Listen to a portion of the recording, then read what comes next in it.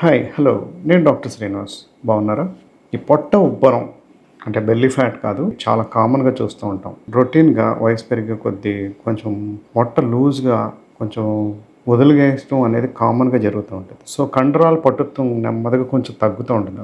లేదా వాళ్ళ గార్మెంట్స్ అంటే ప్యాంట్స్ కానీ వాళ్ళ డ్రెస్సెస్ కానీ వాటిని కొంచెం టైట్గా పట్టించడానికి కూడా దాన్ని కొంచెం ముందుకు తోసి ఉంచుతూ ఉంటారు. అది కూడా ఒక చిన్న ఇంపార్టెంట్ కాజ్ అనమాట. పొట్ట ఉబ్బుతా కొన్ని రోజులకి ఏంటంటే ఆ మజిల్స్కి పట్టుత్వం కొంచెం తగ్గుతూ ఉంటుంది. రెగ్యులర్గా ఎక్సర్సైజ్ అబ్డమెన్ ఎక్సర్సైజ్ అవి ఏమన్నా ఉంటే పట్టుత్వం బాగుంటుంది. యూజువల్గా కొన్ని రోజులు ఎక్సర్సైజ్ చేసి నెమ్మదిగా వదిలేస్తూ ఉంటారు. ఇంకా అబ్డమెన్ ఫ్యాట్ కొంచెం పేరుకుపోవడం అనేది కామన్గా జరుగుతుంటుంది. సో ఫుడ్ అది కొంచెం ఎక్కువ తీసుకునేవాడికి కామన్గా ఏంటంటే నడుం చుట్టూ 4 గంటల్లో మన ఫ్యాట్ అంతా అబ్డమెన్ చుట్టూ పేరుకుపోతూ ఉంటుంది. లోపల కారణాలు ఏంటి అనేది చూద్దాం. పొట్ట ఉబ్బరానికి పైనుంచి కిందకి తీసుకుంటే మనం తీసుకునే ఆహారం ప్రతిసారి లోపలికి ఏది తీసుకున్నా లేదు లాలాజలం మింగుతున్నాం కదా, ఆ మింగుతున్న ప్రతిసారి ఎంతో కొంత ఎయిర్ లోపలికి వెళ్తూ ఉంటుంది. అది తేన్పు రూపంలో బయటకు రావడం కానీ కింద నుంచి గాలిపోవడం లాగా అది యూజువల్గా ఉబ్బరంగా ఉండదు. లోపలికి స్టమక్ దగ్గరికి వెళ్ళేటప్పటికి acid reflux, acidity, gas trouble ఇలాంటివి ఉంటాయి కదా, వాటి వల్ల ఈ బ్లోటింగ్ సెన్సేషన్ ఉబ్బరంగా అనిపించడం ఉంటుంది. పిండి పదార్థాలు మెయిన్గా ముఖ్యంగా జంక్ ఫుడ్స్ లాంటివి చాలా ఎక్కువ మంది అలవాటు పడుతూ ఉన్నారు. పప్పు దినుసులు, పప్పులు, కందిపప్పు ఇలాంటివి పప్పులు, బీన్స్ లాంటివి పప్పులు ఇలాంటివి తిన్నప్పుడు కూడా కొంచెం అవి ఉబ్బరం వస్తూ ఉంటుంది. ఇంకా డైరీ ప్రోడక్ట్స్ తీసుకున్నప్పుడు కూడా బాగా ఉబ్బరం వస్తూ ఉంటుంది. ఈ ఫైబర్ రిచ్ ఫుడ్స్ అవి తీసుకున్నప్పుడు కూడా ఉబ్బరం వస్తూ ఉంటుంది. అలాగే కూల్ డ్రింక్స్, ఫ్రక్టోస్ ఉన్నవి, కార్న్ సిరప్ ఉన్నవి, ఇవి కూడా ఆహార పదార్థాలు కూడా కొంచెం అవి నెమ్మదిగా ఫెర్మెంట్ అవ్వడం స్టార్ట్ అయినప్పుడు పొట్ట ఉబ్బరం వస్తూ ఉంటుంది. ఈ ఆల్కహాల్ అవి తీసుకునే వాళ్ళలో కూడా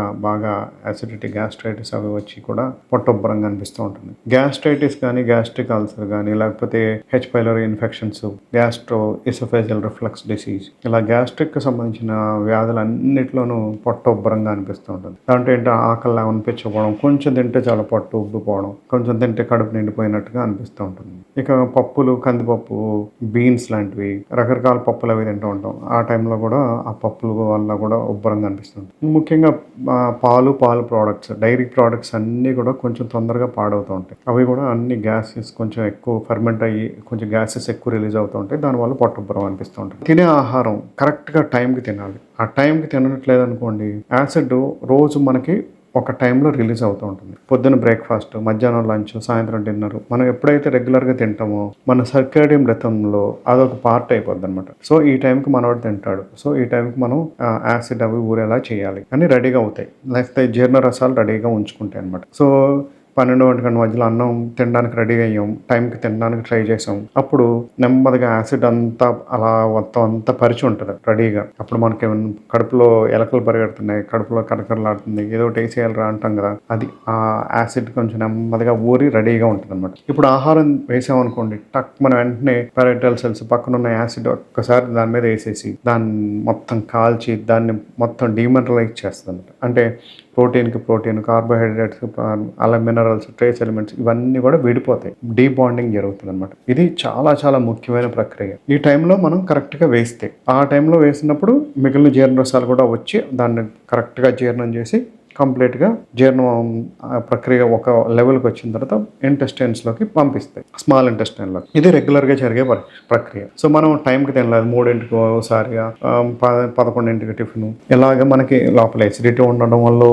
రక్తహీనత వల్ల కానీ, మనకి మనసు బాగోపోవడం వల్ల, లేకపోతే రకరకాల కారణాలతో కొన్ని రోజులు నెమ్మదిగా పక్కన పెడతారు అనుకోండి, ఆ స్ట్రెస్, వర్క్ లోడ్ ఇలాంటి వాటిలో చదువుకోవడానికి స్ట్రెయిన్ అవుతున్నారు, ఇలాగా డిప్రెషన్లో ఇలాంటి వాటి టైంలో ఏమవుతుంది, సరిగ్గా తినకపోతే ఆ యాసిడ్ ఊరే టైంకి ఆహారం పడలేదు. ఆ తర్వాత తిన్నారు, కాసేపు ఉన్నాక ఎప్పుడుకో 3ంటికో ఎప్పుడో అప్పుడు ఆహారం వేసారు. ఆ టైంలో యాసిడ్, జీర్ణరసాలు అంతా సరిగ్గా ఊరలేదు. అప్పుడు ఏమవుతాయి, బయట మనం ఆహారం 2-3 గంటలు పెడితే ఏమవుద్ది, నెమ్మదిగా పాడవడం స్టార్ట్ అవుతుంది. 7-8 గంటలు సాయంత్రం దాకా ఉంచితే ఏమవుతాయి, నెమ్మదిగా కుళ్ళుతాయి, అంటే బ్యాక్టీరియాలు పెరుగుతాయి. అలాగే మన స్టమక్లో కూడా యాసిడ్ లేని కండిషన్స్లో మనం ఆహారం వేస్తే అవి పాడవుతాయి. బ్యాక్టీరియల్ ఇన్ఫెక్షన్స్, వెళ్ళిన క్రిములు చనిపోకుండా, క్లియర్ అవ్వకుండా అవి నెమ్మదిగా పెరుగుతాయి అన్నమాట. జీర్ణరసాలు సరిగ్గా లేని ఆహారం ఏమవుద్ది, నెమ్మదిగా కుళ్ళిపోవడం స్టార్ట్ అయ్యి, ఈ కుళ్ళిపోయిన ఆహార పదార్థం పొట్టలోకి వెళ్ళేటప్పటికి దాంట్లో కూడా ఫెర్మెంటేషన్ జరుగుతుంది.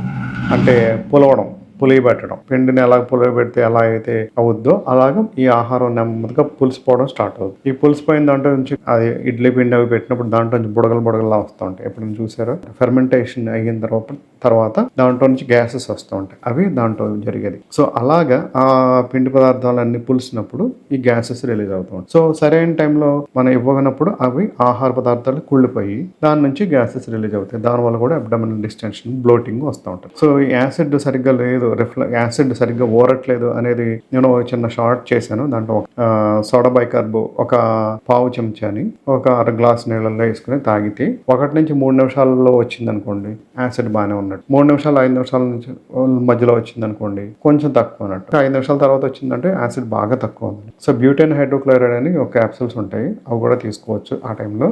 లేదు యాపిల్ సైడర్ వినిగర్ ఉంటుంది కదా, అది కూడా యాసిడ్ లాగా పనిచేస్తుంది అన్నమాట, అవి తీసుకోవచ్చు. నెక్స్ట్ గాల్ బ్లాడర్, చేదుగట్టు. ఈ చేదుగట్టులో జీర్ణ రసాలు, బయల్ జ్యూస్లు ఉంటాయి అనమాట. ఈ బయల్ జ్యూస్ మనం ఆహారం తిన్నప్పుడు, నాన్ వెజ్ లాంటివి ఉన్నప్పుడు వాటిలో ఉన్న బయల్ జ్యూస్ ఒక్కసారి స్క్వీజ్ అయ్యి దాంట్లో నుంచి బయటకు వచ్చి దీన్ని పూర్తిగా మదించి ఎమల్సిఫై చేస్తుంది, మెత్తగా చిన్న చిన్న వాటిలాగా చేస్తుంది అనమాట. అవి అబ్జార్ప్షన్స్కి బాగా ఉపయోగపడతాయి. ఇంటెస్టైన్లోకి వెళ్ళినప్పుడు అబ్జార్బ్ అవుతాయి. లేదు లైపేజ్, ప్యాంక్రియాటిక్ ఎంజైమ్స్, అమైలేజ్, ఇవి వీటి మీద పడి జీర్ణం అవడానికి ఈజీ అవుతాయి అనమాట. లివర్లో ఉన్న జీర్ణరసాలన్నీ గాల్ బ్లాడర్లో నిల్వ ఉంటాయి. ఆ గాల్ బ్లాడర్ దీనికి పనిచేస్తుంది. ఒక గాల్ బ్లాడర్లో ఏమైనా ఇబ్బందులు ఉంటే, రాళ్ళు, ఇన్ఫెక్షన్స్, పాలిప్స్, రకరకాలు ఏమైనా ఉంటే, ఆ చేతిగట్లో ఉన్న జీర్ణరసాలు సరిగ్గా రాకపోతే అప్పుడు ఇవన్నీ బయల్ సాల్ట్స్, బయల్ పిగ్మెంట్స్ అవి సరిగ్గా బాడీలోకి వెళ్ళకపోతే ఏమవుతుందంటే vague abdominal distension, abdominal discomfort ఉంటుంది అనమాట. రైట్ సైడ్ కరెక్ట్ గా మిడిల్ లోకి పెట్టామనుకోండి, ఇక్కడ అంటే రిబ్ కేజ్ ఉంది కదా, దానికి కొంచెం కిందకి వేసామనుకోండి, ఒక 2 ఇంచెస్ కిందకి, అక్కడ ఉంటుంది అనమాట దాని ప్లేస్. దాంట్లో వచ్చే ఇబ్బంది నెమ్మదిగా పైకి మెడ దగ్గర నుంచి పక్కన ఈ షోల్డర్ ఇక్కడ నుంచి ఇదంతా ఈ ట్రెపిజస్ మజిల్ ఉంటుంది, దీని దగ్గర వరకు లాగుతుంది. అంటే అది గాల్ బ్లాడర్లో కొంచెం ఏదో ఇబ్బంది ఉందని అర్థం అనమాట. ఇంకే రైట్ సైడ్ అయిపోయింది. లెఫ్ట్ సైడ్ ప్యాంక్రియాస్ గ్రంథి ఉంటుంది. ప్యాంక్రియాస్ అనే గ్రంథిలో లైపేజ్, అమైలేజ్ ఇలాంటి ఎంజైమ్స్ తయారవుతాయి. ఇది మాంసం అలాగే పిండి పదార్థాలని జీర్ణం చేసే ఎంజైమ్స్ అనమాట. ఇవి కనుక ప్యాంక్రియాస్ గ్రంథిలో సరిగ్గా లోపం ఉంటే, అవి సరిగ్గా లేకపోతే ఈ ఫ్యాట్స్ డైజెస్ట్ అవ్వవు. అమైలేజ్ అదేమో పిండి పదార్థాలని డైజెస్ట్ చేసేవి, అవి సరిగ్గా డైజెస్ట్ అవ్వని పదార్థాలు లోపలికి వెళ్ళినప్పుడు అవి కుళ్ళుతాయి, ఫెర్మెంట్ అవుతాయి, అంటే పులియబడతాయి అనమాట. సో ఈ ప్యాంక్రియాస్ గ్రంథిలో ఉన్న వాళ్ళకి ఇబ్బందులు ఏం జరుగుతాయి అంటే ఫ్యాట్ లాగా ఆయిలీగా మోషన్స్ అవుతూ ఉంటాయి. ఇండిజెషన్ అంటే డైజెషన్ సరిగ్గా అవ్వదు, బ్లోటింగ్ వచ్చేస్తుంది, అవన్నీ ఉబ్బిపోతాయి అనమాట. దానివల్ల బ్లోటింగ్ ఎక్కువగా ఉంటుంది ప్యాంక్రియాస్ గ్రంథిలో. ఇటువైపు ఇప్పుడు రైట్ సైడ్ రిబ్ కేజ్ కింద ఎలా ఉందో, లెఫ్ట్ సైడ్ ఒక 2 ఇంచెస్ సెంటర్ గా కొంచెం కిందకు ఉండే డిస్కంఫర్ట్ అనిపించేది ప్యాంక్రియాస్ గ్రంథి వల్ల. సో ప్యాంక్రియాటైటిస్ కానీ ప్యాంక్రియాస్ లో ఉన్నప్పుడు, పెయిన్ వచ్చినప్పుడు, ఇన్ఫ్లమేషన్ వచ్చినప్పుడు వాళ్ళు ఇలా కొంచెం ముందుకు లీన్ అవుతారు. ముందుకి వెనక్కి పడుకున్నాం అనుకోండి, దానిపైన స్టమక్ ఉంటుంది అనమాట, దాని మీద ఉండి కొంచెం నొప్పి ఎక్కువ జరుగుతూ ఉంటుంది. అందుకని ముందుకు ఉండడానికి ఎక్కువగా ఇష్టపడతారు. అది ప్యాంక్రియాటైటిస్ లాంటివి వచ్చినప్పుడు ఉండేది. సో ఆల్కహాల్ అవి తీసుకునే వాళ్ళు ఇది కొంచెం ఎక్కువ వస్తూ ఉంటుంది. సో వీటిలో కూడా ఉబ్బరంగా అనిపిస్తూ ఉంటుంది. నెక్స్ట్ ఆహారం స్మాల్ ఇంటెస్టైన్స్ లోకి వెళ్ళింది, చిన్న పేగుల్లోకి. ఆల్మోస్ట్ 90% జరిగే ప్రక్రియ అంతా ఇక్కడే ఉంటుంది అనమాట. సో ఇక్కడ నుంచి పైనుంచి వెళ్ళింది, పులిసిపోయింది, పాడైంది వెళ్తే ఇంటెస్టైన్స్ లో ఫ్లూయిడ్ రిటెన్షన్ ఎక్కువ అయిపోద్ది. లేదు దీంట్లో ఉన్న బ్యాక్టీరియాలు ఉన్నాయనుకోండి, క్రిములు, ఈ చిన్న పేగులోకి వెళ్ళినప్పుడు అవి కూడా ఇంకా ఎక్కువ పెరిగిపోయి దాన్ని small intestinal bacterial over growth అంటారు, SIBO. SIBO అంటే small intestinal bacterial over growth. So ఈ క్రిములన్నీ బాగా పెరిగిపోయి అప్పుడు కూడా బాగా బ్లోటింగ్ వచ్చేస్తుంది. ఇవి కాకుండా పారాసైట్స్ లాంటివి, ఎమిబియాసిస్ లాంటివి, డయేరియా, ఏమైనా ఫుడ్ పాయిజనింగ్ జరిగినప్పుడు, ఇన్ఫెక్షన్స్ వచ్చిన వాటిల్లో కూడా మనకు పొట్ట బాగా ఉబ్బరం వచ్చేస్తుంది. ఆ ఫ్లూయిడ్ బాగా ఎక్యుములేటివ్ అంటే ద్రవ పదార్థాలు దాంట్లో పల్చం చేయడానికి, ఆ ఇన్ఫెక్షన్ పల్చం చేయడానికి మన పేగులు కొంచెం నీరు ఇలాంటి వాటిని సెక్రేట్ చేస్తాయి, దాంతో కొంచెం ఎంతో కొంత డైల్యూట్ చేయడానికి. అలాగే పేగు మూవ్మెంట్ పెరిగిపోతూ ఉంటుంది, పొట్ట ఉబ్బరం వచ్చేసి ఆ కిందకి వెళ్ళే బయట దారి సరిగ్గా లేనప్పుడు ఏమవుతుంది, ఇదంతా పొట్ట ఉబ్బిపోతూ ఉంటుంది. సో ఇన్ఫెక్షన్స్ ఏమైనా ఉంటే ఇన్ఫెక్షన్స్ క్లియర్ చేయాలి. అలాగే ఎమిబియాసిస్ లాంటివి ఉంటే ఎమిబియాసిస్ లాంటివి క్లియర్ చేసుకోవాలి. కొంచెం కిందకి వెళ్తే లార్జ్ ఇంటెస్టైన్ ఉంటుంది, అది వాటికి దాంట్లో బ్యాక్టీరియల్ ఓవర్లోడ్కి తేడా ఎలా తెలుస్తుందంటే, స్మాల్ ఇంటెస్టైనల్ ఓవర్లోడ్కి కొంచెం ప్రోబయాటిక్స్ ఇచ్చామనుకోండి, అంటే ప్రోబయాటిక్స్ అంటే తెలుసు కదా, మంచి బ్యాక్టీరియా ప్రోబయాటిక్స్ అనమాట. వాటికి ఇచ్చే ఆహారం ఇన్యులిన్ లాంటివి, కొన్ని పులిసిన ఆహార పదార్థాలు, మజ్జిగ, ఇలాంటివి ఇస్తాం కదా, అవేమో ప్రీబయోటిక్స్ అనమాట. సో వాటికి ఆహారం, సో క్యాబేజ్, ప్రోబయోటిక్స్ అనే వీడియో పెట్టాను, వీలుంటే అది కూడా చూడండి, చాలా ఇంపార్టెంట్ అనమాట. ప్రోబయోటిక్స్ అనేవి చాలా చాలా ముఖ్యమైనవి. ఇంటెస్టైన్ అంటే పేగులు అనేవి సెకండ్ బ్రెయిన్ అనమాట మన బాడీకి.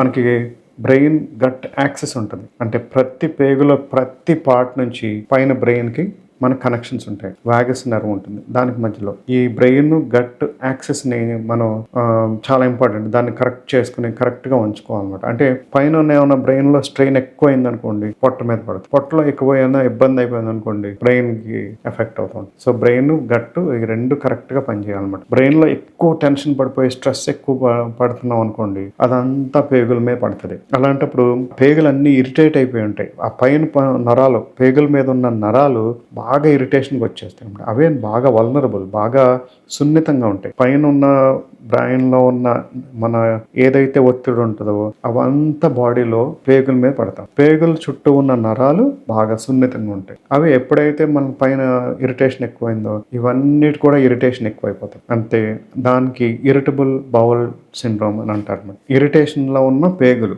దాంతో వచ్చే సిండ్రోమ్ అంటే సిమ్టమ్స్ కాంప్లెక్స్, వేరే వేరే సిమ్టమ్స్, రకరకాల సిమ్టమ్స్ని సిండ్రోమ్ అంటారు. సో ఇరిటబుల్ బౌల్ డిసీజ్ అంటే పేగు మూవ్మెంట్ అవి పెరిగిపోవడం, మోషన్స్ అయిపోవడం, పొట్టపోవడం, బ్లోటింగ్, వికారం, నాషియస్గా ఉండడం, వామిటింగ్ సెన్సేషన్, వాంతి అయిపోయేలా ఉండడం, ఇవన్నీ దాంట్లో వస్తూ ఉంటాయి. సో పేగుల్లో ఉన్న ఇన్ఫెక్షన్ మనం క్లియర్ చేయాలి. స్మాల్ ఇంటెస్టైన్కి తర్వాత లార్జ్ ఇంటెస్టైన్కి వెళ్తుంది. ఈ లార్జ్ ఇంటెస్టైన్లో మంచి బ్యాక్టీరియా, చెడ్డ బ్యాక్టీరియా రెండు ఉంటాయి. ఈ మంచి బ్యాక్టీరియా ఏమో మనకి ఉపయోగపడేది, మనకి ఎమినో యాసిడ్స్ అవి 70% మోర్ దెన్ 70% ఎమినో యాసిడ్స్ అవే తయారు చేస్తూ ఉంటాయి. ఫ్రీ ఫ్యాటీ యాసిడ్స్ తయారు చేస్తూ ఉంటాయి. రకరకాల హార్మోన్స్ తయారవడానికి చాలా ముఖ్యమైన ఎమినో యాసిడ్స్ అన్నీ అక్కడే తయారవుతూ ఉంటాయి. సో ఇది చాలా చాలా ఇంపార్టెంట్ అన్న పార్ట్ అనమాట. సో దాంట్లో కూడా ఈ ఎమిబియాసిస్ లాంటివి, ఇంటెస్టైనల్ డిసీజులు కానీ, అల్సరేటివ్ కాలైటిస్ లాంటివి కొన్ని రకాల వ్యాధులు ఉన్నప్పుడు కూడా ఇన్ఫెక్షన్స్ వస్తూ ఉంటాయి. ఇక అలా కాకుండా బ్యాక్టీరియల్ ఇన్ఫెక్షన్కి, చిన్న పేగులో ఉన్న ఇన్ఫెక్షన్కి, పెద్ద పేగులో ఉన్న ఇన్ఫెక్షన్స్కి తేడా ఏంటంటే, ఈ ప్రోబయోటిక్స్ ఇచ్చామనుకోండి, చిన్న పేగులతో అయితే హ్యాపీ ఫీల్ అయ్యి అవన్నీ సిమ్టమ్స్ అన్నీ తగ్గిపోతాయి. అదే పెద్ద పేగులో ఇన్ఫెక్షన్స్ ఉన్న వాటికి ప్రోబయోటిక్స్ లేదా ఫైబర్ ఎక్కువ ఇచ్చామనుకోండి, ఇంకా బ్లోటింగ్ ఎక్కువైపోయి ఎమోషన్స్ ఇంకా ఎక్కువైపోతూ ఉంటాయి. అంటే పెద్ద పేగులో ఉన్నట్టు. పెద్ద పేగులో ఇన్ఫెక్షన్ ఉంటే, పెద్ద పేగులో ప్రాబ్లం ఉంటే ప్రోబయోటిక్స్ ఇవ్వడం వల్ల ఇంకా ఎక్కువ అవుద్ది. ఫైబర్ రిచ్ డైట్ ఇవ్వడం వల్ల ఇంకా ఎక్కువ అవుతుంది. స్మాల్ ఇంటెస్టైన్లో ప్రాబ్లం ఉంటే ప్రోబయోటిక్స్ ఇస్తే సిమ్టమ్స్ తగ్గుతాయి. ఇది దీనికి డిఫరెన్స్ అనమాట. సో ఓవరాల్గా ఏంటంటే పైనుంచి కింద వరకు మనం బ్యాలెన్స్డ్ డైట్, డీహైడ్రేషన్ లేకుండా చూసుకోవడం, నీళ్లు సరిపడగా తాగడం, ఇన్ఫెక్షన్స్ బారిన పడకుండా మంచి ఆహారం తీసుకోవడం, వేడివేడిగా ఉండేలాంటివి తీసుకోవడం, జంక్ ఫుడ్స్ లాంటివి బాగా తగ్గించేసుకోవాలి. వేరే వేరే కార్న్ సిరప్లు అలాంటివి వేసిన డ్రింక్స్ లాంటివి మానేసుకోవాలి. ఆల్కహాల్ మానేసుకోవాలి. వేళకి తినాలి. యాసిడ్ ఎప్పుడైతే ఊరుతుందో ఆ టైంకి కరెక్ట్గా ఆహారం పడిపోవాలి. ఇలాంటి జాగ్రత్తలన్నీ తీసుకుంటే ఇన్ఫెక్షన్స్ అవి లేకుండా చూసుకుని, మంచి ప్రోబయోటిక్స్ ఉండేలా చూసుకుని, ఆరోగ్యం, మోషన్ అవి కరెక్ట్ టైంకి వెళ్ళేలాగా, సర్కేడియన్ రిథమ్ సరిగ్గా ఉండేలాగా, నిద్ర ప్రశాంతంగా పడుకునేలాగా 7 నుంచి 9 గంటలు పడుకోవాలి. మనసు ప్రశాంతంగా ఉండాలి. వేళకి తినాలి. నీళ్లు బాగా తాగాలి. ఇవన్నీ కరెక్ట్గా చేస్తే ఈ పొట్టొబ్బరం అన్నీ క్లియర్గా తగ్గిపోతాయి. సో దీంతో పాటు మనకి ఇన్ఫెక్షన్స్ ఏమైనా కొంచెం ఎక్కువైంది అనుకోండి, ఫాస్టింగ్, ఇంటర్మీడియట్ ఫాస్టింగ్ ఇలాంటివి కూడా మనం చేయొచ్చు. Okay, please take care. Thank you.